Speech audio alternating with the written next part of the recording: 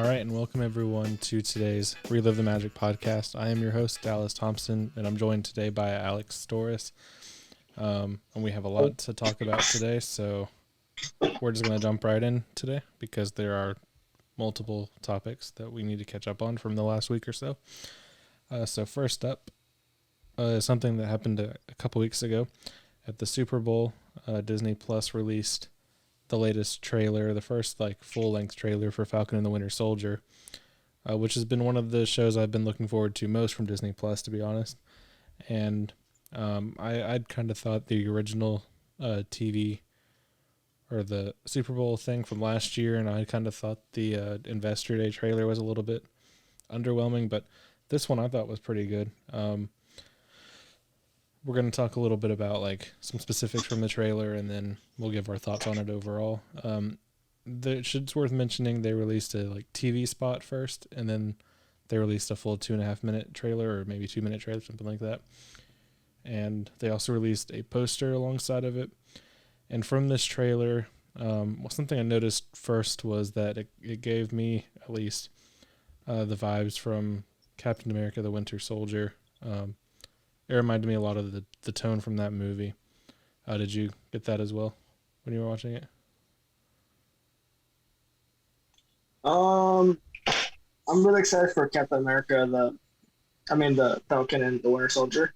Mm-hmm. It's with Crit as since Chris, what's his name again? Chris Evans? Yeah, no, not Chris Evans. Chris Falcon. Anthony Mackie? Yeah. Oh, my bad. Sorry. I mean, there are a lot of I don't know why his name was Chris, but yeah. Sorry about that. Chris. But yeah, no, I'm Anthony. I'm really excited for him to reprise his role as Falcon and as well as the Winter Soldier. Yeah. It's I'm really excited to see what they're gonna go with it, with this this new and what surprises what might come in future episodes, how WandaVision's doing, how it kind of blows mine. But yeah. In this trailer, it really heavily focuses a lot on the relationship between Bucky and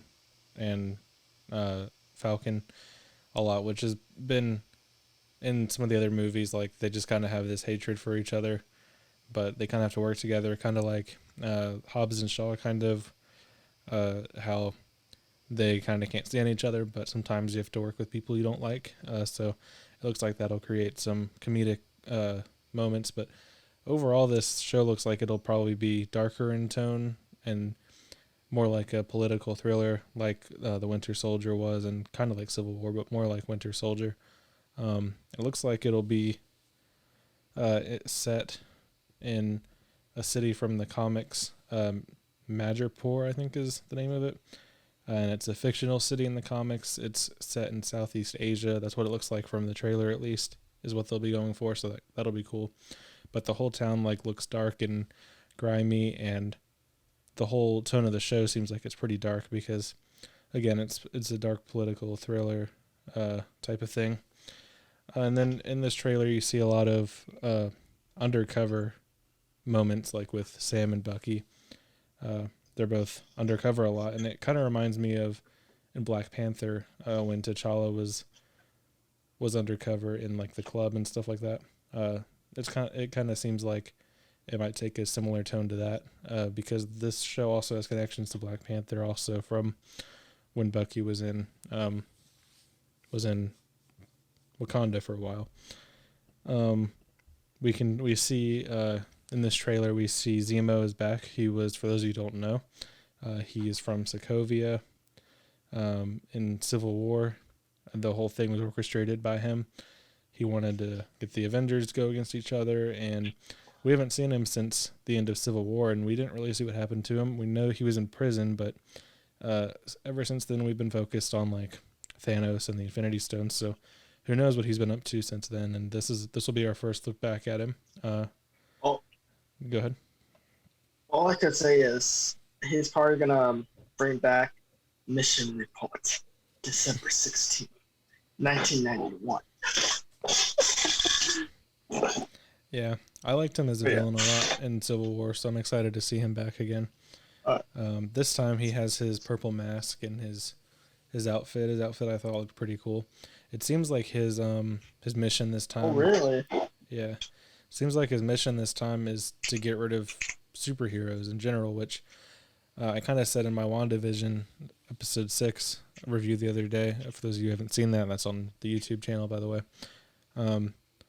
It seems kind of like, I feel like the Sokovia Accords are coming back, kind of. They're probably coming back as a plot point because after Infinity War or whatever, after WandaVision, they more than likely are going to take a look at that again and just revisit that. And he was part of that, so he seems to want to get rid of superheroes, which is very in character and on brand for him. So I'll be interested to see what happens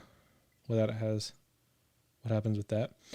And there's a girl in this show, from the trailer at least, that is someone we don't know, but we see multiple times. I believe she's also on the poster, and that's rumored to be Bucky's sister, Ricky Barnes, who, those who read the comics, you know her, but supposedly she might be in the show. And some people who've seen the trailer, there's like the scene at the end where Falcon's flying next to the truck or whatever, and there's the fight scene happening on top of the car, and he's like talking about how the girl beat Bucky, but it would make more sense to me if that scene had to do with his sister. Maybe she's not on their side. Maybe she's one of the people they're fighting against. We really don't know yet, but that could be interesting. That could be cool. And at one point in this trailer, there's this really cool shot of Sam with the shield, and then Captain America's like in the background. And I think that symbolizes what we all already knew from the Avengers game, is that Sam isn't sure if he wants to take the shield. And he also understands the honor that taking the shield would be, and just all of that. And I think it's cool that this is going to definitely show him still trying to decide what to do from there. And this show ultimately will be about who gets the shield, him or Bucky. And as you've seen in the trailer also, he throws the shield and then Bucky catches it. So who knows? This could end with Bucky becoming Captain America. Sam never accepted the role, so you never know. It could be either one of them. Who do you think Sam will be Captain America in the end? Do you think Bucky will be? Do you think someone else will be? Or do you think no one will be Captain America? I mean, it's I feel like time will tell throughout the series and stuff, throughout the episodes. Like, just like when Tony, for instance, spoiler just in case if anybody hasn't watched, I'm pretty sure I've seen it. But when Tony passed away, Tony wanted to pass on the torch to Peter, and he kind of like he trusted Peter like with his tech, nanotech and all that stuff. Mm-hmm. And like it's kind of like Spider-Man being like, "Would he be the next Iron Man?" But like we all know that no one can live up to the right person, but it. I feel like it just challenges them, like it challenges them to be a better hero, like in a way. So it's. I agree with that, and I kind of think in the end, no one will become Captain America. I think just from a brand point of view, I don't think anyone can live up to Chris Evans as Captain America in the movies, at least. I know in the comics things have happened, but that's never really gone too well in the comics anyway. So I think Falcon will stay his own thing, and even in the trailer, he's using his suit, his weapons. Like, he's not using the Cap gear. So personally, I think that's where that'll go. We see the return of Sharon Carter. We see this character called U.S. Agent, who, for those of you who don't know anything about him, he's in a lot of the comics, and he's probably from the government agency. They're trying to recreate Captain America, kind of, but he's more gonna probably take on a villainous figure in this show alongside Zemo. Maybe not together, but he won't be a protagonist, at least from what I understand. And there's some cool symbolism in this trailer. For example, in the nightclub, Sam uses like his Falcon wings as a shield, which shows, he's not using Cap's shield, he's using his own stuff. And I thought that was a cool little thing. Yeah, and then the end of the trailer, it ends with their little staring contest, which further shows the conflict between the Sam and Bucky and how that'll be something they show a lot in this show. And I wanted to talk about this. This is rumored to be setting up the Thunderbolts from the comics. Zemo in the comics creates a team of villains, but they pretend or they pose as heroes. And we also know Thunderbolt Ross is coming back soon. So that could all be leading to that is what I'm trying to say. But overall, this trailer had a lot of action. It's going to be a very different tone from like WandaVision, which is cool. I like that we're going to get a variety of stuff from Disney Plus. It'll be a political thriller show. WandaVision is a family show with like a mystery. Loki's going to be something completely different. So it's really cool to me that these are all going to be different things. And yeah, also the show was supposed to come out a while ago, back before Black Widow. But now it's coming out March 19th. Did I say it was supposed to come out after Black Widow? It's now coming out before. It's coming out March 19th, and Black Widow is supposed to come out in May. But supposedly they connect, so I'll be interested to see how much they connect if they were able to move it like that. So anyway, overall, what were your thoughts on the trailer, and where is your excitement for the show at this point? For like Black Widow and For Falcon and Winter Soldier. Yeah, Winter Falcon. No, honestly, I'm hyped for it, dude. Like it's like I said, it's this is the new MCU. Like we're actually finally getting, our feet wet into like our step into the next phase 4 of Marvel. Like, and I know everything's like kind of like leading up towards something like you can tell they're kind of leading. There's like a path they're going towards too. So it's like I'm really excited what surprises what else is is next to come, and what's going on in the like maybe we can get answers for the multiverse. Maybe we can, if something will connect from Wanda Black, like some information. Because I know Spider-Man comes out in December, correct? Yeah. The cool thing though is that WandaVision, Spider-Man 3, and the Doctor Strange, those 3 seem to be one arc. And then this with Black Widow and then probably Hawkeye seem to be their own thing. So it's cool that unlike before, it's not just one overarching story. It's going to be a few different ones going on at the same time, which I think is really cool. But yeah, that comes out March 19th, about a month away from now. And I'm very much looking forward to this show. And also, it's worth mentioning, this isn't on our list of topics, but they announced today, March 12th, they will be releasing a behind-the-scenes documentary of WandaVision. So that show will end. Then we'll have that, and then we'll have Falcon and Winter Soldier. There will not be like a break. So, that's right. It's just like cool. It's so close. Yeah. That's awesome. Yeah, and they're going to do that from what they said last year. It sounds like they're going to do that with all the shows. So that'll be really cool, especially with WandaVision. Looking forward to seeing that. And, of course, how that show ends. And it's worth mentioning, with WandaVision, every week we've been doing a spoiler review. That will continue with Falcon and Winter Soldier and whatever comes after that, of course. Next up is about the Disney parks. This past week there was a Disney investor call. It wasn't very eventful, but there were some small things that came out of it. One not so good piece of information was that back in the day, back last year, Disney said they would be decreasing what they spend on the parks because of the pandemic and stuff like that. But they announced that going forward, they will be cutting a lot out of the park's budget, like a good amount. And so much shit is happening. Yeah. And so that's to focus on streaming and stuff like that, which is fine.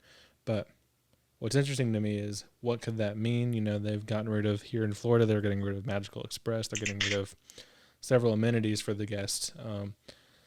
And I don't know if this is just because of COVID, but I think it has to do with this budget cut. And I wonder, like, we're getting all these new rides and attractions right now. Like, we're getting Avengers Campus, which we're about to talk about in a minute, and Disneyland. And then here we're getting Tron, Guardians, Ratatouille. But is this going to be like the last stuff we see for a while? It might be, because I don't know that there's much going on in terms of planning for new lands, new parks. I don't think that's happening right now with the way the world's going right now. So I guess in a way it makes sense, but to me it is sad that they're posing it as like a more permanent thing. What do you think about this? Do you think it's permanent, or do you think it's just for now? And what do you think it could mean for the parks going forward?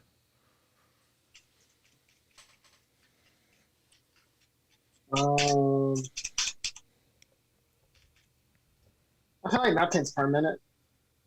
What? Like nowadays, it's like I feel like just in general, nothing could be permanent. I mean, there will always be changes, but they always do something. They always find ways to like, like just trying to like get back on their feet again, get back, resume operations, resume, you know, revamp a little bit with their procedures and all that stuff, and their like cast members, just trying to get them back in the workforce. Yeah, and it's just interesting. Someone pointed this out on Twitter the other day.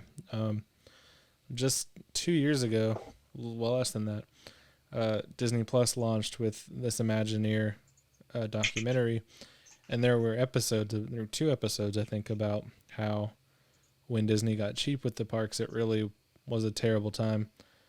And they were talking about, oh, we'll never do this again. Oh, this was horrible, but I feel like we're going to the same place again. And it's not completely their fault, of course, but if they stick with it, I think we're going to be in a loop again where we'll get some new attractions, but they'll be kind of bad. And I think eventually we'll get back to them building huge things like Galaxy's Edge or like, I don't know, Avengers Campus. But I think for now that stuff is done. Well, and I think it's important to get back to normal first, of course. But hopefully they change their minds there because I mean, the parks have always made them so much money. I don't see why they can't focus on both streaming and the parks. Like, Walt Disney did mention like they're always keeping up doing new things, trying out new things, new innovations, new creations. So it's they always had to keep that creative spark alive. Yep. And getting back to normal is taking a while, especially in California. But they recently announced that, well, Disney did not announce this. This just kind of came out because people that work for Disneyland started to get called back for Cars Land, Pacific Wharf, Pixar Pier, Grizzly Peak, and then some random areas of the park, because it sounds like they're going to start doing this special ticketed event for merchandise shopping and with food and beverage, and kind of something like the Epcot Food and Wine Festival, but at Disney California Adventure, and maybe eventually Disneyland, I think, maybe. Also Buena Vista Street will also be included, but it sounds like they're going to be doing a ticketed event at Disney California Adventure, which is awesome because there's been very limited access over the last year, and the locals there are very ready to get back to it. And that's an easy way to limit the capacity by doing a ticketed event. It doesn't mean it has to be expensive. It might be like $20 or something. But yeah, that'll be good for them because people are paying to come in the park and give them more money. Mm-hmm. Basically, that's all it is. If it's a food event and if it's a merchandise event, I don't see it as anything but a win for them and for the locals that want to get back. What do you think about it? Yeah. You said you might go to that, right? Oh yeah, I plan on attending. Cool. Well, we'll talk about it more then. And I'll definitely cover it. Cool. There's definitely not. I mean, there's not really any more information. I'll definitely cover right it and send photos. But pretty soon they should release details. I think it'll happen soon. But they did say during the investors call that Disneyland and Disney California Adventure won't be opening for normal operation, at least until the summer, maybe later. So this will be good to hold people over for now. Ooh. Yeah, it'll be a while. And speaking of Disneyland, this is for. I mean, Avengers Campus is done. It's ready, pretty much at least. Not the e-ticket attraction they're doing. That's not done.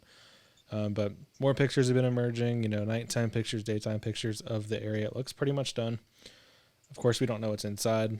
Like, we don't know what's inside the rides and all that stuff. Maybe they're not done, but from the videos they've released, it's done, and it should be done because it was supposed to open back in summer of 2020. But on that investors call, they also confirmed that Avengers Campus will open at Disneyland this year, sometime this year, which of course depends when they can open again and if they can open again this year, which, all that stuff. yes. So hopefully it'd be really cool. I think they're going to open. What were you going to say? Sorry, I didn't mean to interrupt, but I think they're going to open up in phases, like just in phases, like start slow, like slow and slow. I think when they open Disneyland back up, I think they'll just go for it and open Avengers Campus, to be honest, if it's ready. Because no one's opened a new attraction yet in the pandemic, so no one really knows how to handle it. And if it works okay, I think not really making a big deal out of it would probably be the best thing to do. But yeah, this looks like it'll be an awesome area. Of course, it's Marvel. We talked about it recently. We talked about what's coming to it. There's the Spider-Man Web Slingers attraction. There's the Ant-Man restaurant. There's the Doctor Strange area. And then a few years from now, there will be the Avengers e-ticket, which I hope they do not cut with the budget cuts. I hope they do that, because to cancel that would be kind of stupid. Because that could be awesome. That could get a lot of people out to Disneyland that wouldn't have gone otherwise, including myself. I mean, I still want to go to Disneyland anyway, but that will get me to go out there whenever they open that. But yeah, that'll be opening later this year, and we'll talk a lot more about it this year. But I just wanted to share that update. In the world of movies for a little bit, it was released just 2 days ago. Zack Snyder's Justice League is coming out here in a few weeks, March 18th, I believe, the day before Falcon and Winter Soldier, which is a crazy release date in my opinion. But he just released the new Snyder Cut trailer for HBO Max. For those of you who don't know, the Snyder Cut is basically several years ago, Zack Snyder, he directed Batman vs. Superman, he directed Man of Steel, and he was directing Justice League until the movie was mostly done shooting, and he got fired, or he left, whatever. I think he got fired, and so he didn't get to finish the movie, and that led us to the Justice League movie that we got, which was not very good. And so this is a 4-hour version of the Justice League movie, but it is Zack Snyder's original vision, and plus some new stuff, it seems. And it really came about because a huge movement formed online, released the Snyder Cut. It was all over the place. Billboards, bus stops, newspapers, everything you can think of.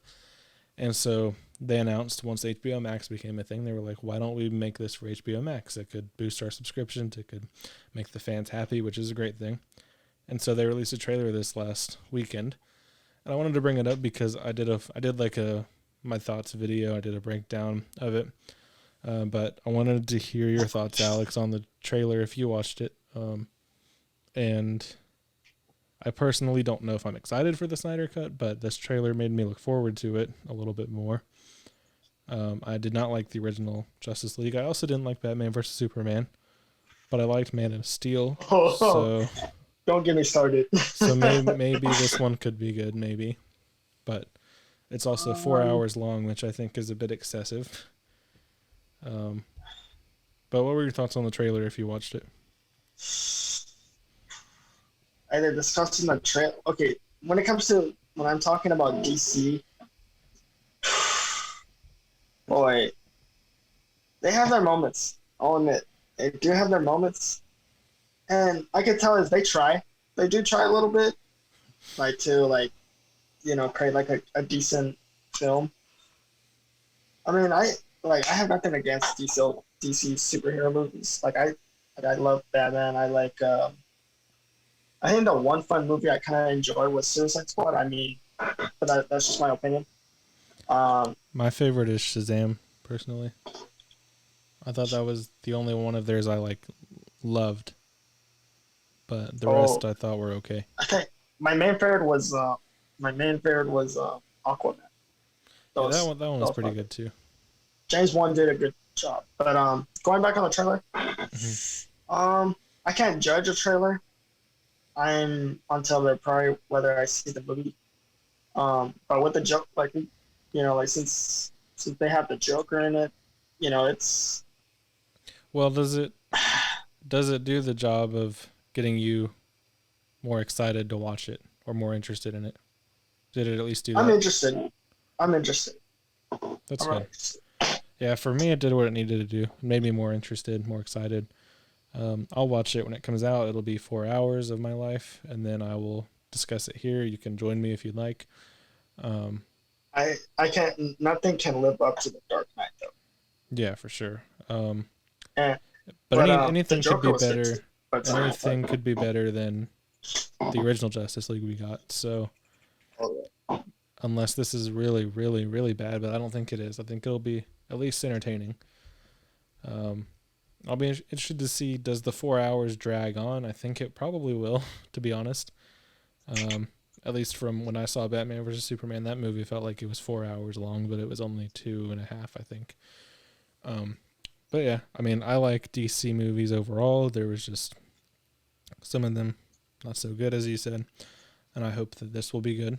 Just for the fans, I hope that the fans are happy, and that's kind of all that matters with these movies. And it's really cool, again, as I said in my other video, it's really cool that he's getting to do his version of the movie finally after all these years. Look forward to seeing that in a couple of weeks, in about a month from now, actually. And coming up soon, maybe, is a Star Wars trilogy that I don't truly think will happen. Rian Johnson directed The Last Jedi, and it received some bad reviews and some good reviews, very mixed reviews. We had The Force Awakens, it got really good reviews. The Last Jedi got very mixed reviews, and then Rise of Skywalker got some pretty bad reviews. I I have a lot to say about that trilogy, but I'm not. That can be a different video if you want. But Yeah. um, I'd say like Force Awakens. I did like Last Jedi, not so much. Rise of Skywalker. I like some things they did. I like they did not. I mean, but it was a decent film. Yeah. I like what they did was kind of true to the Star Wars canon books. So that was cool. But supposedly Rian Johnson is developing a trilogy of Star Wars movies, which after Last Jedi, most people were like, there's no way that's happening. This is too controversial. And so yesterday I don't remember who said it, but it was on major outlets saying it's still happening according to them. But in my opinion, I don't think that means anything. I think that's just them avoiding canceling it, which would anger fans. But maybe it is still happening. But, we got that huge slate a few months ago of Star Wars content. And I feel like if this was happening, I think it would probably be on there. Because they announced that like 3 or 4 years ago now, this trilogy. But I think it's possible, of course. Anything's possible these days. It's possible he's just producing, but the original thing was he was directing and writing. And so maybe he'll write, maybe he'll direct, maybe he'll produce. I don't think he'll do all of them, though. Especially after the response of The Last Jedi. And we'll see. But, I mean, there's nothing else really to say about that topic that will not anger Star Wars fans. So maybe it'll happen, maybe it won't. We'll find out. We'll find out soon. And I'll be honest though. yeah, I know, call me crazy, but I'll give him a chance. I'll give him one more chance and see what he can do to create something original. Yeah, I mean, I will too if it comes out. I'm sure it'll be good. I mean, he did Knives Out, and that movie was pretty great. I don't know if you saw that one. He's done some really good stuff. I did. I don't. Yeah. Star Wars is a very divisive fan community, especially lately. Oh yes, And it is. I don't know. They can't do anything right in the eyes of Star Wars fans. And there was a topic we're not including today that would relate to that from the last week. Even The Mandalorian was subject to controversy. So that's one reason I don't think that we'll see this trilogy. But we'll find out, and if it happens, I'll be excited for it, just like I am every Star Wars film. And speaking of films that I'll watch I'm it. excited for, Black Widow has been in this cycle of trying to come out for like the last year. And it's supposed to come out May 7th. And so a lot of people were like, that's really soon. I don't know if that's going to happen because movie theaters are not doing well right now. Most aren't open. California can't have them still. No one's really released anything, and most studios have pushed back their releases until later in the year, at least up until I think June, maybe May. So Black Widow is the next big thing to come out that's not also for streaming on the same day. And so someone asked about it during the investor call the other day, and they said, we're sticking to that release date for now, and we're not putting on Disney Plus. We will explore more theatrical dates before we put on Disney Plus. And to me, honestly, a long time ago, I was like, great, stay in theaters, put it in theaters. But at this point, they just need to put it on Disney Plus. Maybe put it in theaters and Disney Plus, but they just need to put it on Disney Plus, get it over with.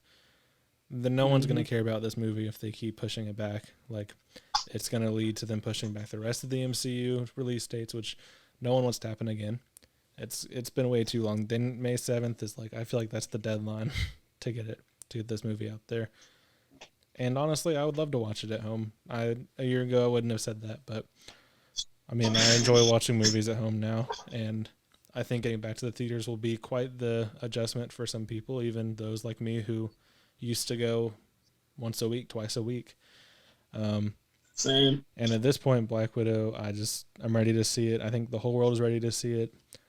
I mean, Marvel can make that money back, I promise. If whatever they miss out on putting it in theaters, it's not going to make $1 billion right now. People aren't going to go see it in theaters, I don't think. People will, but not as many as they're hoping, I don't think. So I think they should just put it on Disney Plus. Do you agree with that? Yeah. Whatever the next Marvel release in theaters, I'm really big.